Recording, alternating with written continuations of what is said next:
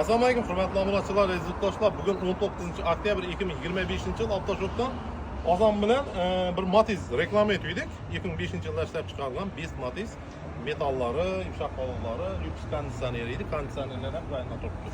Xullas, mashinamiz o'zimizning mana Xo'jabon tashrif buyurdi.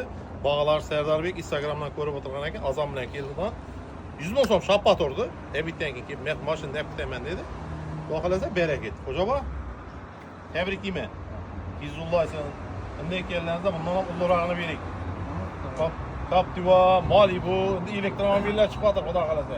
Mashinani qaladingizmi? Mashinamizni 27 million so'm bo'lsa beramiz deb qo'ydik. Naqd pulga 26,5 million so'mga berdik ana. Mashinamiz Qo'chig'a ketdi. 2005 yil ishlab chiqarilgan Matiz 5. Kelaversa hatto shu kunlarda xizmatda.